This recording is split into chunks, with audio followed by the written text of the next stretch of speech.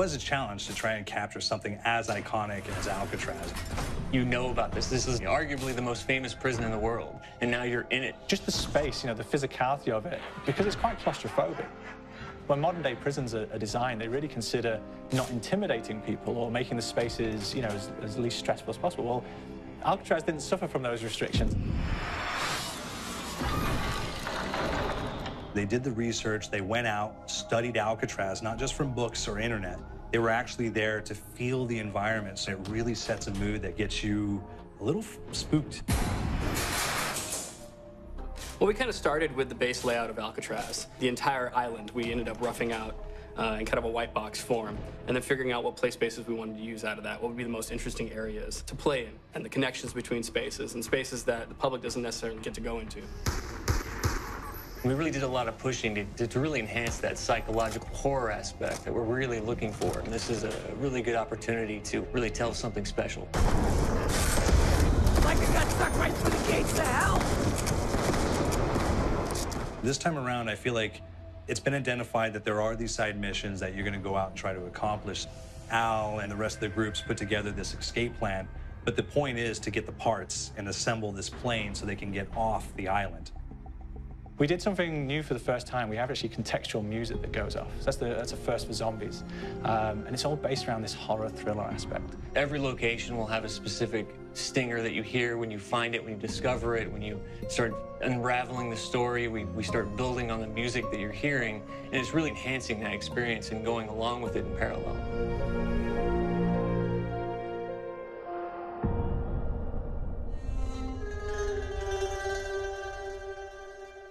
Because we wanted to embrace this kind of horror thriller element, we wanted character actors, guys who could really embody someone and then convey emotion. So that's why we went for guys like Ray Liotta, getting in that kind of guy, we wanted a frantic nature. So he plays a character called Billy Handsome, who's this kind of psychopath who would be employed by the mob to kill people in interesting ways. Chaz Palminteri, he plays a guy called Sal DeLuca, an old mob boss.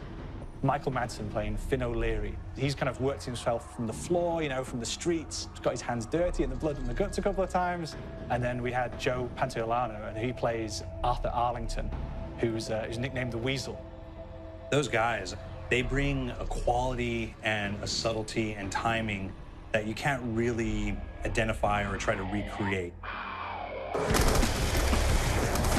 Bring it on, dirtbags!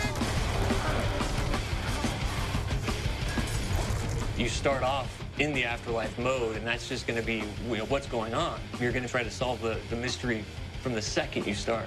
Afterlife, to me, brings a new element, like a new puzzle element. It forces me to think a little bit more or look for the clues or kind of think of zombies on a slightly deeper level. You see clues throughout the map that tell you, ooh, perhaps if I'm in the afterlife, I can interact with this object, or there's some puzzle going on here that I need to be in the afterlife. Back east, I whacked a dirty dentist with one of these. Took forever, too. Alcatraz has a Civil War kind of fort background before it turned into a penitentiary. And so we had this kind of backstory, the idea that the warden would have collected Civil War weaponry. And one of them is a blundergat. It's a fictional weapon, but the idea of the combination between a blunderbuss and a Gatling gun. And possibly, there might be a way of upgrading it to a more fantastical weapon that the players may find. We all gotta go sometime. You just went now. There's one main zombie, one big zombie that's going to come through and wreak havoc on your life. He'll lock down the perk machine, he'll close down the box, so you have to pay to get that open again. So you don't want him to interfere with your process. Now's a good time to pick a fight. It's a fun challenge. It keeps things moving forward. In terms of perks, we have a new perk called Electric Cherry. When you reload, it gives a shock around, which scales over time. I was asking for it, greaseball. There's so much to experience in this map.